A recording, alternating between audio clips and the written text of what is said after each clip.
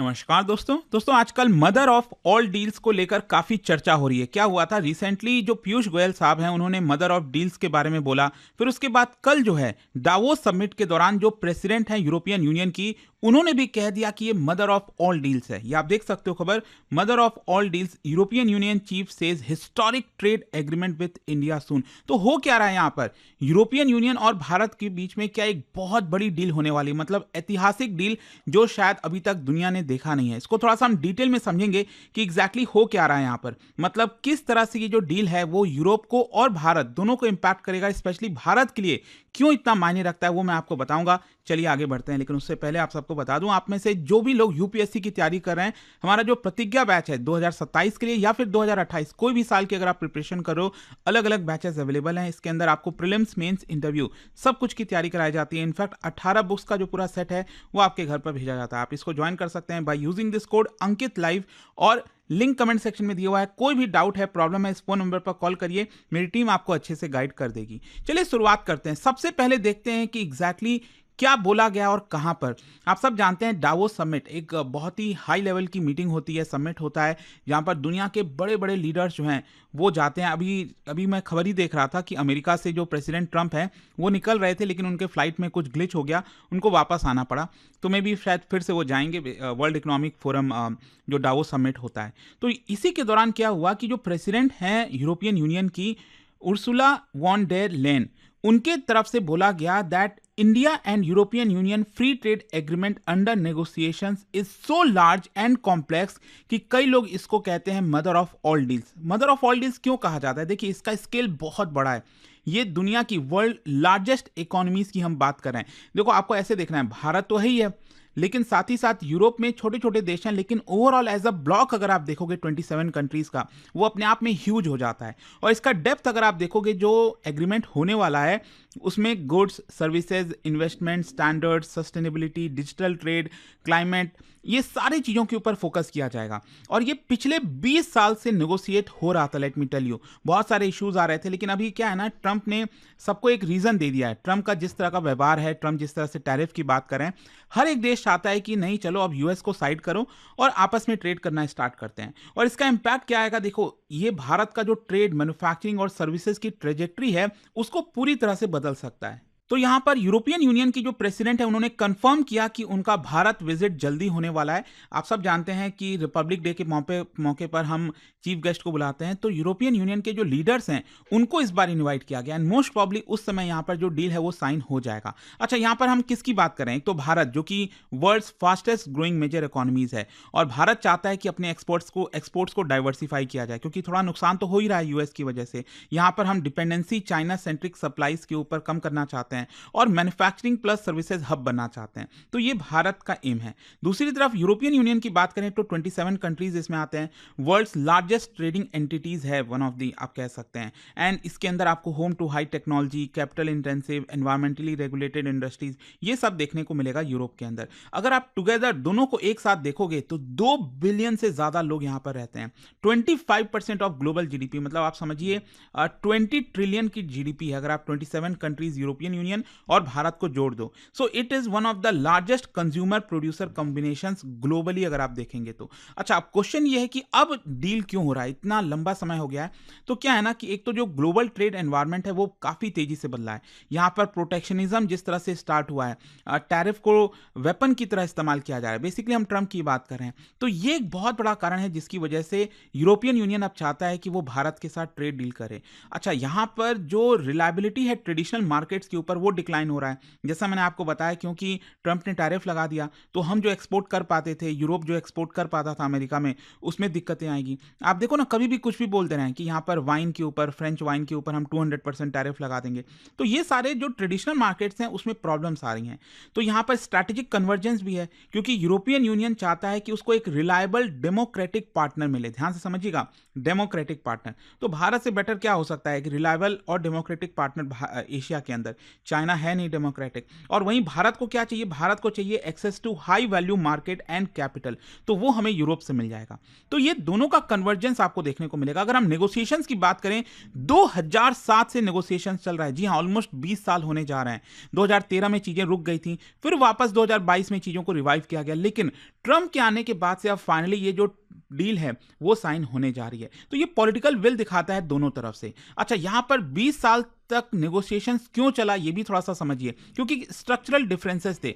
भारत को कई सारे कंसर्न्स थे कि हमें अपने फार्मर्स को, एमएसएमईज को प्रोटेक्ट करना है। यहाँ पर जो ऑटोमोबाइल और डेयरी सेक्टर है, हम उसको प्रीमेच्योरली ओपन नहीं कर सकते। जो आईपीआर ऑब्लिगेशंस हैं यूरोप के, क्योंकि देखो यूरोप जो है बहुत स्टैंडर्ड तरीके से चलता है, उसको प्रॉपर रूल्स रेगुलेशंस चाहिए, क्लाइमेट चेंज हो गया, आईपीआर हो गया, तो ये सारी चीज़ों पर उसका पूरा फोकस होता है, जो कि भारत अभी शायद प्रोवाइड नहीं कर सकता था, और इसीलिए यहाँ पर इश्यूज आ रहे थे। और साथ ही साथ इंश्योरिंग, भारत चाहता है कि जो पॉलिसी स्पेस है डेवलपमेंट के लिए वो यहाँ पर बनी रहे। वहीं दूसरी तरफ यूरोपियन यूनियन के लिए क्या कंसर्न था, क्योंकि भारत ने काफ़ी टैरिफ लगा रखा था गाड़ियों पर, वाइन्स एंड स्पिरिट्स के ऊपर, मशीनरी के ऊपर।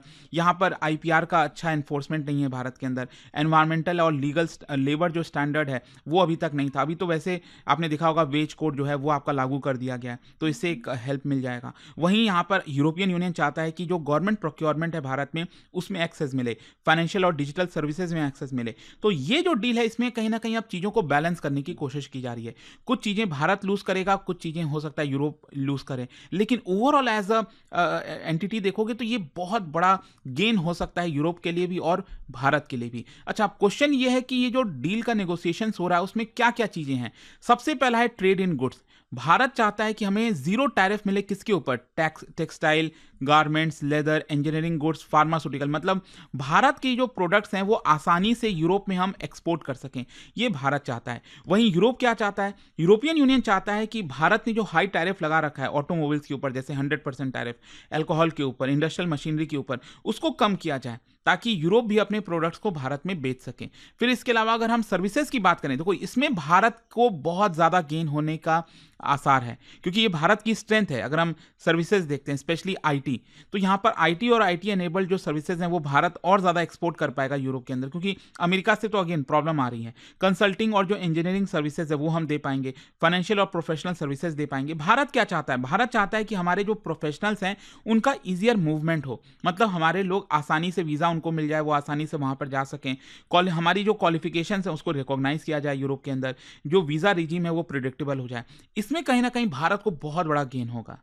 फिर इस डील के अंदर इन्वेस्टमेंट प्रोटेक्शन की भी बात कही गई है, मतलब ये जो डील है उसमें एक्सपेक्ट किया जा रहा है कि जो यूरोपियन यूनियन के इन्वेस्टर्स हैं उनको प्रोटेक्शन मिलेगा भारत में। यहाँ पर जो टेक्नोलॉजी रिच एफडीआई होता है उसको एनकरेज किया जाएगा भारत के अंदर। जो डिस्प्यूट्स हैं उसको कम करने के लिए क्लियरर रूल्स बनाए जाएंगे, क्योंकि अक्सर बहुत सारे इशूज आते हैं कि यूरोप में कोई पर्सन है या फिर कंपनी है वो इन्वेस्ट कर रही है भारत के अंदर, तो यहाँ पर कुछ इशूज आ गए, मामला कोर्ट में चला गया, कई वर्षों तक चल रहा है, तो वो यूरोप नहीं चाहता। सो दिस इज क्रिटिकल, हमारे लिए भी बहुत इंपॉर्टेंट है, क्योंकि हमें मैन्युफैक्चरिंग को एक्सपैंड करना है, green energy, high industrial clusters, तो ये सब हो पाएगा। वहीं आईपीआर का जहां तक सवाल है तो देखो इसमें थोड़ा सा इश्यूज है, क्योंकि यूरोपियन यूनियन डिमांड करता है कि भारत में स्ट्रांग एनफोर्समेंट हो इंटेलेक्चुअल प्रॉपर्टी राइट्स का। भारत ये कह रहा है कि चलो हम कर सकते हैं, लेकिन कुछ चीज़ों में हमें कंसेशन चाहिए होगा। जैसे हमारे यहाँ अफोर्डेबल मेडिसिन है, अब यूरोप में कोई मेडिसिन बन रही है वो कहेंगे कि नहीं वो भारत में नहीं बिक सकता, लेकिन हमारे यहाँ पर जेनरिक मेडिसिन है ना जो अफोर्डेबल हैं, जो गरीबों को वो दिया जा सकता है, सरकार प्रोवाइड करती है फ्री ऑफ कॉस्ट में, तो उसमें यूरोप ऑब्जेक्ट ना करें, ये यहाँ पर कोशिश हो रही है आईपीआर को लेकर। वहीं एनवायरमेंट अगर आप देखोगे तो आजकल क्या है ना, जो फ्री ट्रेड एग्रीमेंट हो रहे हैं उसमें इसके ऊपर भी काफी फोकस हो रहा है, तो यहाँ पर climate commitments, labour rights, carbon standards, ये सब चीजें इंक्लूड की जाएंगी। भारत चाहता है कि देखो हमें थोड़ा सा फ्लेक्सिबिलिटी मिले। यूरोप ने तो अपने आप को डेवलप कर लिया, अब ये तो नहीं हो सकता ना कि भारत में कोयला से कोई चीज बन रहा है तो आप उसके ऊपर वो करोगे, प्रॉब्लम क्रिएट करोगे, तो ये सब चीजें आपको फ्लेक्सिबल होनी पड़ेंगी, ये भारत ने साफ साफ कह दिया है। फिर इसके अलावा इकोनॉमिक सिग्निफिकेंस की बात करें अगर हम भारत के पर्सपेक्टिव से, देखो हमारे यहाँ काफी पोटेंशियल है एक्सपोर्ट का। यूरोपियन यूनियन जैसा कि आप सब जानते हैं वो already one of India top trading partner है, तो एफटीए की वजह से हमारा जो एक्सपोर्ट है टेक्सटाइल, फार्मा, इंजीनियरिंग सर्विसेज में ये बहुत तेजी से बढ़ सकता है। वहीं भारत का जो मैन्युफैक्चरिंग है उसको बड़ा पुश मिलेगा मेक इन इंडिया के तहत। इसके अलावा यूरोपियन वैल्यू चेन में जो है इंटीग्रेट हो जाएगा भारत, जो डिपेंडेंसी है चाइना के ऊपर वो कम हो सकेगी। एम्प्लॉयमेंट की बात करें तो ऑब्वियस सी बात है जो लेबर इंटेंसिव सेक्टर्स हैं उनको काफी फायदा होगा। MSMEs, micro small medium enterprise Bharat में, उनको काफी गेन होगा। होगा। अच्छा, ओवरऑल अगर हम बात करें कि इसका जियोपॉलिटिकल इंपॉर्टेंस क्या है, देखो इसको आप एक सिर्फ डील की तरह मत देखिए, ये जियोपॉलिटिकल पर्सपेक्टिव से भी बहुत इंपॉर्टेंट हो जाता है। जैसे मल्टीपोलर वर्ल्ड, भारत पोजीशन करना चाहता है as a bridge between global south and developed countries. जो डेवलप्ड इकोनॉमीज हैं, यूरोप के देश हैं, अमेरिका है, तो उनके बीच में और जो नीचे ग्लोबल साउथ हैं, ब्राजील, साउथ अफ्रीका, तो उसमें कहीं ना कहीं भारत एक ब्रिज की तरह काम करना चाहता है। कहीं ना कहीं हम चाइना को भी काउंटर करना चाहते हैं। यूरोपियन यूनियन चाहता है कि वो सिर्फ चाइना में इन्वेस्ट ना करे, वो भारत में इन्वेस्ट करना चाहता है। सो भारत एक trusted manufacturing and services partner की तरह इमर्ज हो सकता है। फिर वहीं ट्रेड डिप्लोमेसी लीडरशिप की बात करें तो भारत ने ये दिखाया इस डील के तहत कि हम कॉम्प्लेक्स हाई स्टैंडर्ड जो एफटीएज हैं उसको नेगोशिएट कर सकते हैं। ये भारत के पास कैपेबिलिटी है। लेकिन हाँ, ध्यान रखिएगा, इसमें भी कई रिस्क और चैलेंजेस भी हैं। शॉर्ट टर्म प्रेशर आएगा, क्योंकि यूरोप से अगर गुड्स भारत के अंदर आएंगे तो हमारे यहाँ डोमेस्टिक इंडस्ट्रीज को काफ़ी कॉम्पिटिशन मिलेगा। तो जो स्मॉल मैन्युफैक्चरर्स हैं उसको अपना कॉस्ट के ऊपर फोकस करना पड़ेगा। रेगुलेटरी बर्डन हो जाएगा भारत के अंदर।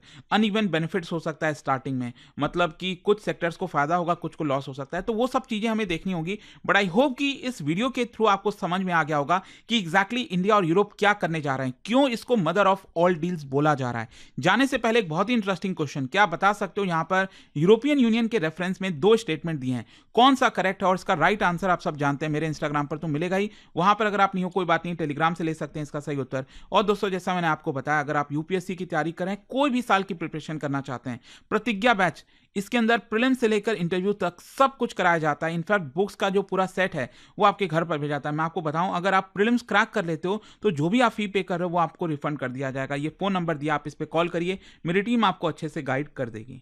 दोस्तों, यूपीएससी का गोल बड़ा होता है और इस जर्नी में सही गाइडेंस और मेंटरशिप बहुत जरूरी होती है।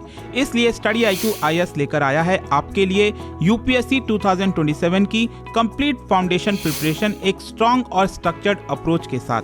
हमारा फाउंडेशन कोर्स 3 लैंग्वेजेस में अवेलेबल है, इंग्लिश, हिंदी और इंग्लिश।